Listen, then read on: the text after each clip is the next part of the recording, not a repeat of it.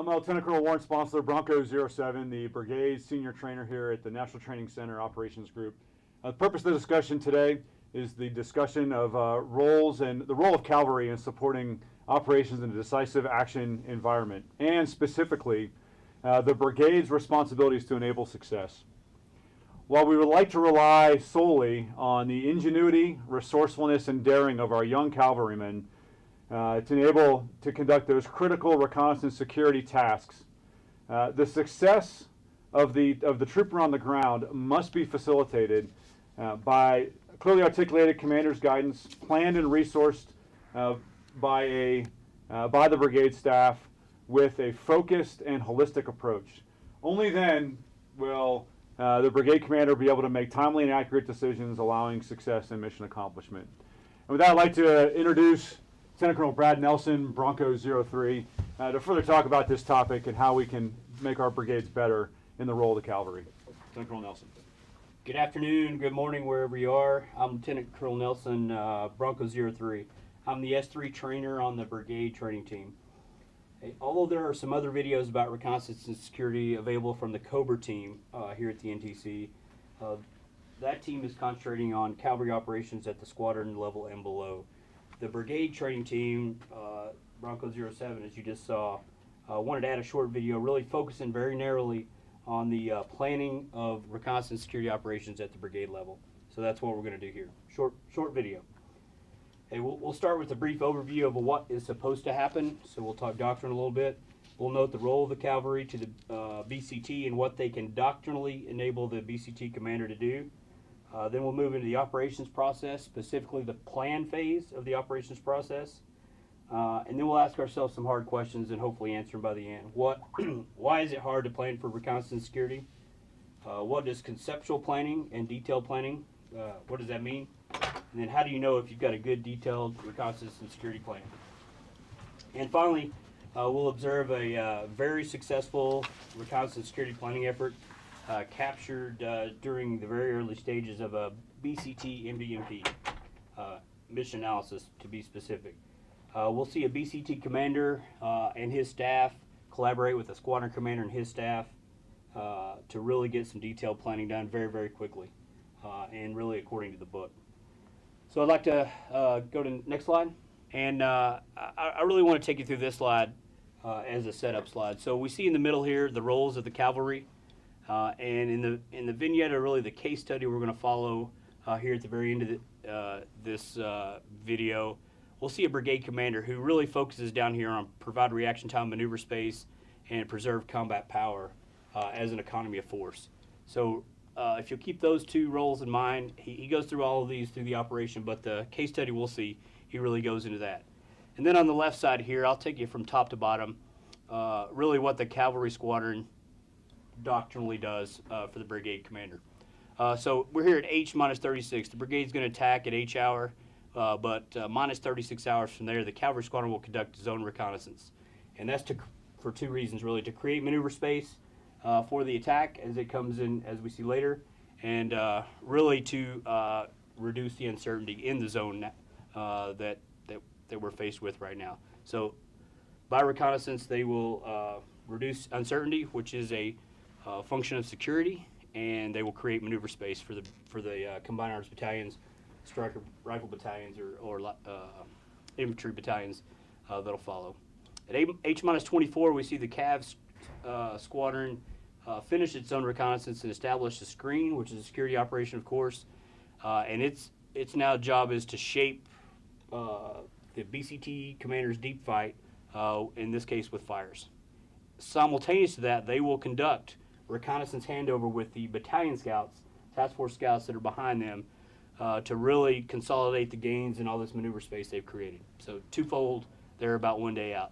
And then as they attack, the squadron continues to screen and it identifies the disposition of any enemy main body, and then it informs decision points. So that's really the doctrinal picture. It seems pretty simple.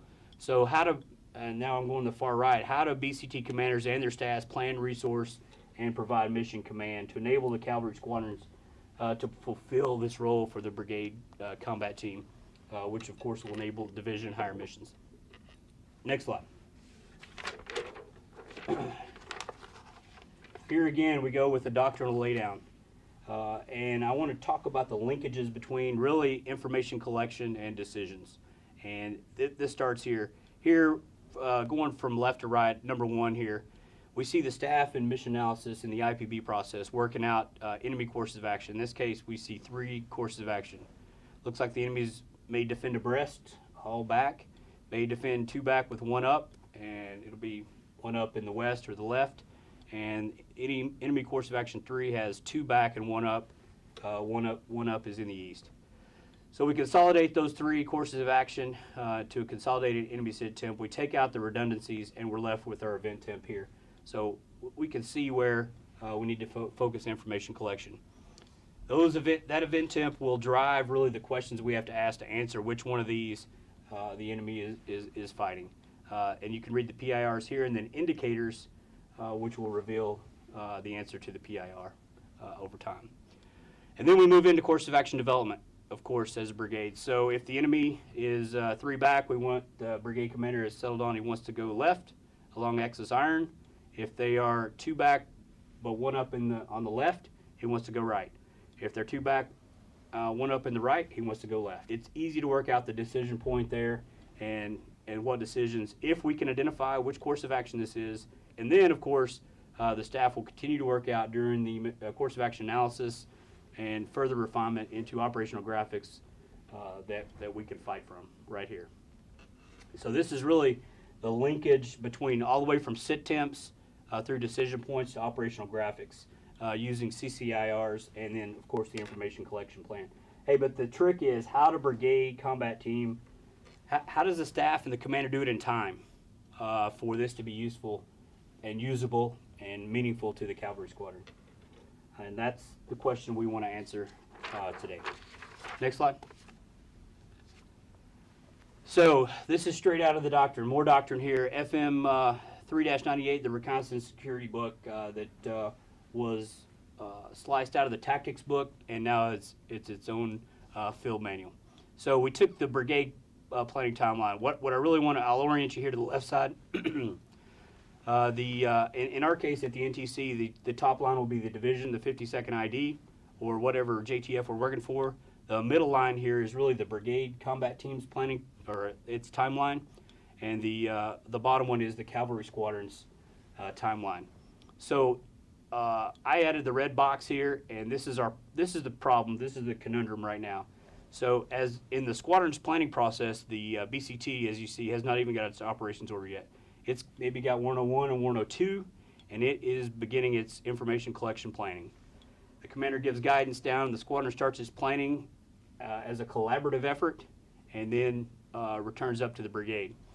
As we see here, the brigade really starts its MD&P here, and the MD&P is they're broken out on the right. And we'll see this star here under 102 in this chart. That relates to this 102 here. So it's obvious, but I'll go over it. The brigade, even when it issues 102 and NXL, which will start the Cavalry Squadron's work, the brigade combat team has not done anything past mission analysis. So they haven't developed a COA, and certainly they haven't approved a COA or disseminated an operations order. So this is the conundrum. How do we get this plan and the Cavalry Squadron executing when the brigade has not finished their planning effort? And the yellow bullet there at the top right, that's the key. Collaborative planning is essential. Next slide. So to break that right side of that last chart out even further, we remember that the squadron is executing from guidance from 102. And on this chart, the 102 is right there. And 102 should include an NXL. All the things we have already planned for NXL. It needs detailed planning. We'll go over detailed planning in the next slide, but I wanted to show you what that means. This is very early in the brigade planning process. 102s come out. That's IPB heavy, of course, from the S2 shop. We've had the mission analysis brief, and we've got a pretty good idea of the problems we're going to face in terms of enemy, terrain, weather, and then we know a little bit, as much as we can know about the friendly force. We know our requirements, and so that's what's heavy in 102. However, NXL, the information collection matrix, the information collection annex has to come out of 102. And what is it? So in the middle here of the chart, I've laid out, just copied right out of 6.0, the example NXL. And what is obvious, it's just a 5-paragraph operations order, as most annexes are. So this really serves as the operations order for the Cavalry Squadron and other information collectors, and must be planned in as much detail as the brigade's full operations order that happens here later on in the MDMP in terms of the information collection plan. And then, so what does that mean? So we read through the pages of the NXL, and then we see the, its appendixes, and we have to have these things up here in the yellow box. We have to have an event temp. We have to have the information collection matrix. We need a target list worksheet.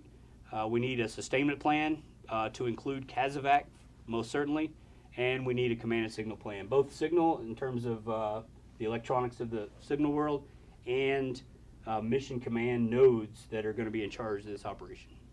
So that's the detail we've got to get to. Next slide. So really, here I want to talk about integrated planning. You'll find this in 5.0 again, as really we talk about integrated planning. And this here is the key to reconnaissance and security at the NTC and in combat.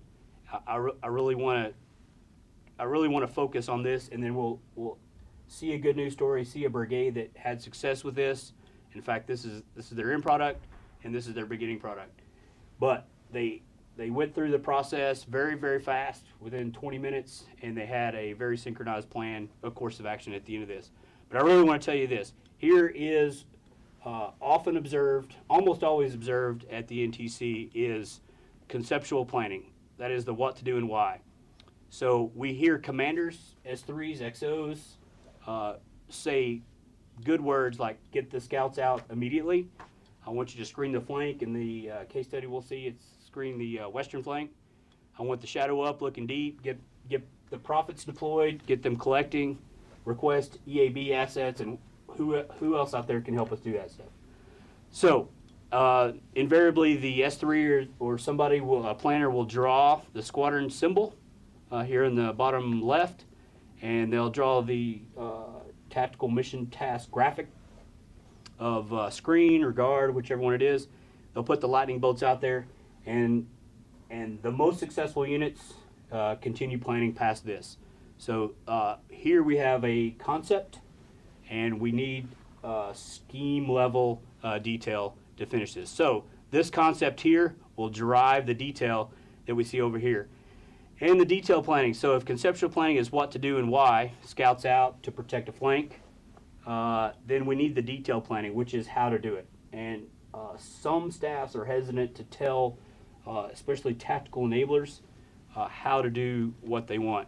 I know detail planning, I have to have analysis down to the troop level. This is not analysis down to the troop level. This is the what. I need the flank protected. We need maneuver graphic control measures for the squadron and other information collectors. We need, the squadron commander must know the decisions the brigade commander thinks he's going to have to make. Those will also be addressed with CCIRs, and we have to have a fires, logistics, and medical, and mission command. We have to have those things synchronized with NXL before the Cavalry Squadron can go off. Here, and I'll finish really with some observed challenges that affect this detailed planning.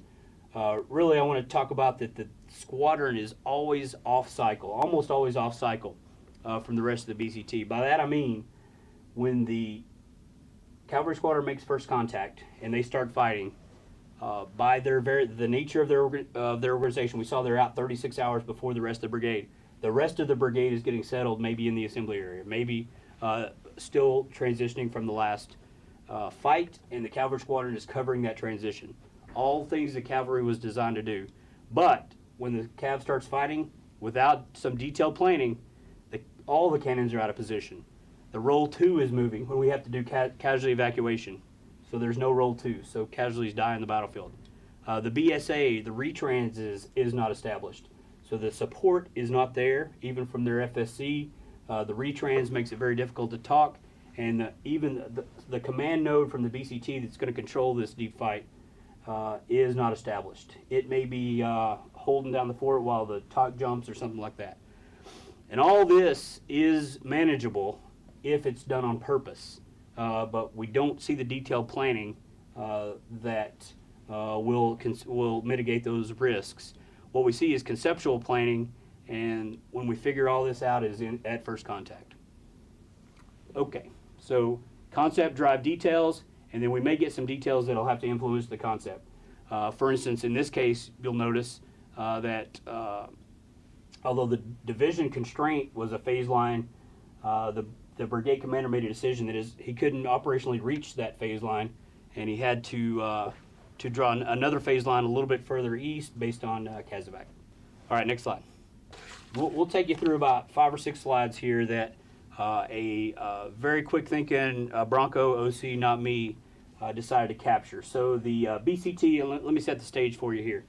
The BCT received its operations order, and it did conduct the receipt of mission, and it was excellent receipt of mission. The BCT commander, however, if you'll remember the slide with the planning timeline, had gotten a warning from the division that the brigade was going to have to transition to the defense. So he notified the squadron commander to join him at the TOC for the BCT mission analysis, or at least a very small part of it. So with 103 out of the division, the BCT commander made a meeting with the squadron commander and a few key staff officers up at the brigade headquarters to join mission analysis.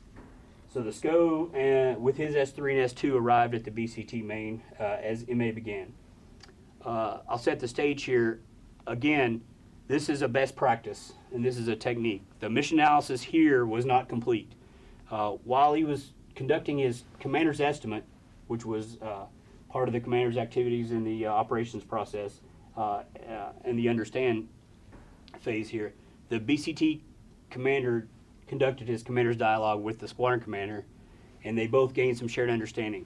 They had the division order, and they had gone through that, and they began really looking at the mission analysis products that were beginning to come out of the staff. It wasn't finished yet.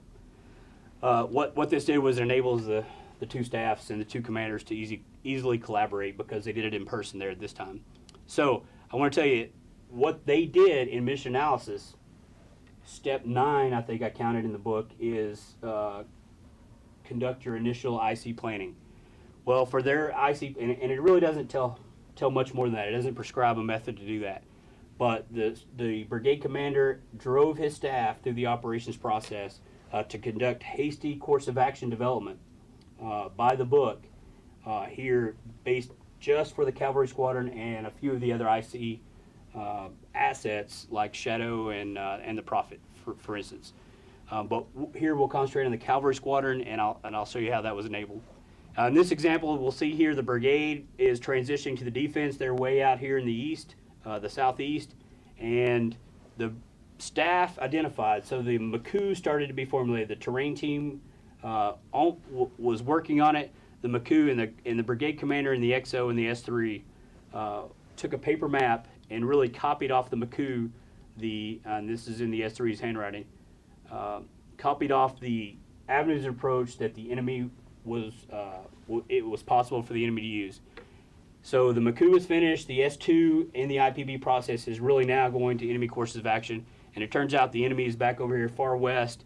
So the brigade commander intuitively, with the S2's help, really recognized that he kind of labeled them avenues of approach or axis or mobility corridors 3 and 4 here were the most likely course of action. He thinks they're going to use these passes and then come through the central corridor. This happens to be the NTC. Central corridor of the NTC to affect the brigade. In the same, with the same intuition, he recognized that the northern corridor here was not a likely avenue of approach, but it may present a most dangerous problem. So he wants to continue to address that, but his focus is certainly down here in the central corridor. So this is, again, that quick thinking OC started snapping pictures as they started making notes on this. And really what you'll see is COA development. Step 9 of the MA process, they use the COA development paradigm to get the IC plan together. Next slide. So still in IC COA development is what I've labeled this slide. They went right to step 1 of COA development, assess relative combat power. So the two S3s, the Squadron S3 and the Brigade S3, with the two commanders looking over the shoulder, really started to assess relative combat power. So on the same piece of paper, you still see the enemy avenues of approach here, mobility corridors. They really began to apply, assess the combat power they would need to solve those problems here. And they came up really and were, both bosses blessed off on it. It would take about a scout platoon for each corridor to address those problems, to gain the information necessary that would prevent the brigade commander from being surprised back here. And the same in the north for every corridor. So one scout platoon in depth along those avenues of approach was sufficient to address the tactical problem there. So really, if you count 7, this squadron had nine platoons, of course, with the new MTO, and the direct fire company, tank company in this case. But they didn't yet apply that, so that's still available. They know this, and they're counting that on their assets available. But so down here at the bottom, I'll start from the bottom and go forward. This problem, and I put a blue circle around this, which is how they started thinking about it. That problem right there requires 2 scout platoons to gain the information, and likely 1 scout platoon to secure those 2 platoons. So back as young soldiers, as we all learned as squad leaders, you have to have a reconnaissance and security team. This is the reconnaissance team here, and then he left a scout platoon available to secure these 2 platoons while they were conducting reconnaissance. Same with this problem here. 2 platoons can gather the information, and 1 additional scout platoon is available to secure that reconnaissance effort. In the north, he started seeing that this is where he was going to accept risk. This is the brigade commander, the squadron commander in collaboration. He knows this is 3 scout platoons here. There is no platoon to secure those platoons. This is the least likely avenue of approach, and they immediately identified the risk with no security force here. Here's where we get holistic. So the the Brigade XO, as this analysis was going on, relative combat power, you really use this holistic, whole of staff approach. So he brought in some experts. The FIS Corps happened to be in the building, but he brought the FSO and the FIS Corps out to do some analysis on friendly fires. And it turned out, at this point in time, as the brigade was assembling down here in the south, there was no cannons that could support forward anywhere of this. So the FIS Corps immediately issued a fragmentary order and got 1 firing platoon in position that could range out to this maximum engagement line for friendly artillery. Simultaneously to that, the S4 came to the map and did analysis. The Roll 2, again, was not established, but the templated position for the Roll 2 really provided that this was the golden hour from the Roll 1 to Roll 2. So this was to get from Roll 1 to Roll 2 within the prescribed amount of time. This is the maximum engagement line. The XO had the signal officer come and do quick FM analysis of this area. And you'll see his line. It's the curvy one right here. So the FM line, if the brigade's back here, without retrans up, was here, and it could not cross the Granite Mountains, but it did once this opened up. We did have FM communications up there. So he had all functional areas that are important to this thing come in and do quick analysis, even in the assess relative combat power position. And this blue slide right here, this blue box, is where the brigade commander thought his security zone would end and his defense would begin. So the blue circles here, this is how fast they did this. The blue circle here, and I had this, of course, this analysis reveals quickly the logical troop problem sets that we're going to see, and that's just based on relative combat power and doing course of action development by the book. So step 1 of co-development is finished. Next slide. So step 2, generate options. And here we have to, at the BCT level, always conduct our analysis 2 levels down, which is the company level. So the BCT solves problems 2 echelons down. We solve problems with companies. Of course, we group those companies together with battalion leadership, and the battalions execute the missions, but our analysis has to be 2 levels down. In fact, sometimes, as you see that this staff did here today, it has to go down further than that. So for tactical enablers, we, the BCT staff, really have no no problem doing analysis down to the engineer platoon level, sometimes the field artillery platoon level, as we saw a little bit earlier. If the rest of the battery is shooting this fast cam, can one of the platoons still fire shaping targets or something like that? We don't have any problem doing that analysis. Sometimes we're hesitant for some reason to do the analysis down to the scout platoon level. It's a specialty platoon. We have less platoons than that. We usually need more platoons. So in this case, they decided to do the analysis all the way down to the platoon level. And then here, so generate options. So really, we just got tasked. The brigade commander watched the S3 draw this. He decided that this was the main effort, this center line here. So this is the avenues of approach 3 and 4. We've applied at least 2 scout platoons to those reconnaissance objectives. We have a scout platoon with a security objective to secure those reconnoitering platoons. And he has a tank company or a ATGM company in some units back here in depth somewhere. We'll start arraying forces later that he thinks will have to address this main threat as it affects the brigade, especially as we begin to defend. This changed slightly, but that's what the analysis is for. He thinks supporting effort 1 is down here, likely will screen to protect the southern flank of the main effort from this avenue of approach and this avenue of approach. And then the north will be where he takes the risk, and that's a big economy of force at the squadron level, as the squadron commander noted. But its job is to protect from these platoon mobility corridors through the Granite Mountains, and then provide early warning as any enemy may come along this northern approach. So this is generate options. Step 2 is complete. Next. All right, array forces as we continue down COA development. Remember, this is an MA. This isn't in the actual COA development step. So he starts to array forces. Easily, those blue circles I had on the last slide turn into troop areas of operation. And it's easily seen here. So, in fact, the brigade staff, in collaboration with the squadron staff, which was so convenient because they were already there, went ahead and prescribed mortar firing points, as you see here. Probably a career course SGI could correct the symbology here, and the troop headquarters. These were designed in here based on analysis, based on the mortar firing platoon the field artillery platoon not being ready yet, to fire yet. Were placed up here so he could cover these main avenues of approach. So the BCT staff had a hand in placing both their command posts based on the analysis that the SIGO did for those for FM, and the FSO did for the mortar firing point.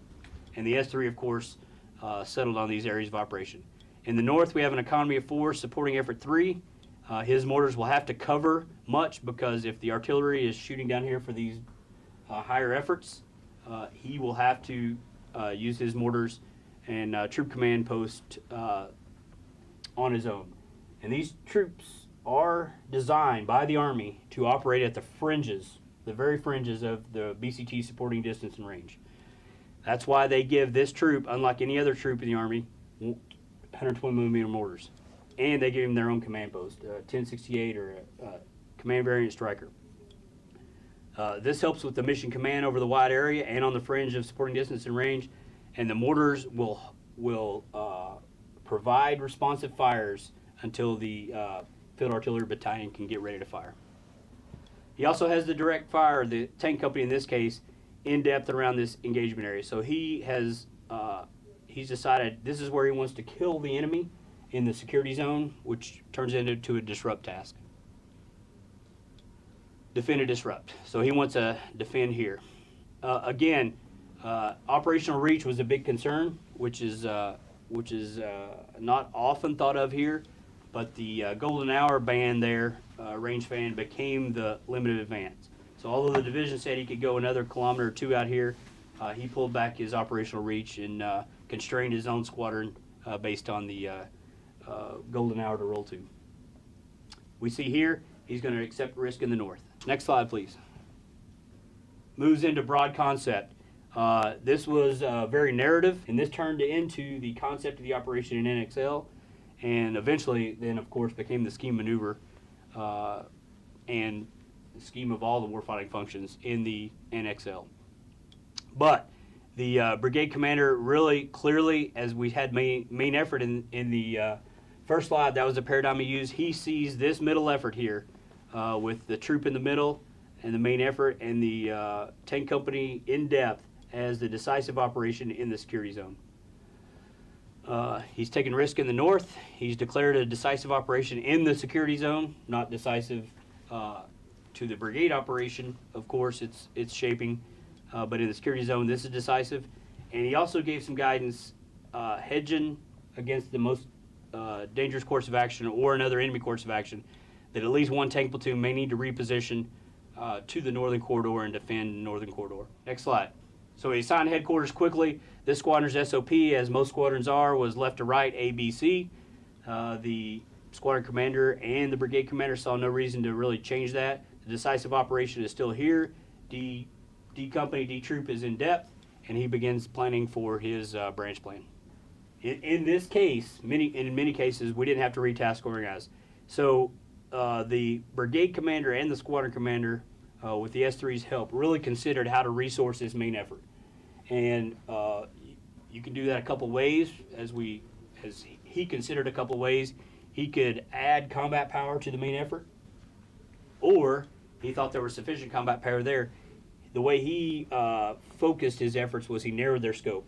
So he gave them a very narrow frontage, just this avenue approach in there. He gave them he let them retain their additional scout platoon to secure that, and he gave them priority of fires and support. So that's how he resourced this main effort. He didn't really have to task organize combat maneuver forces out of there.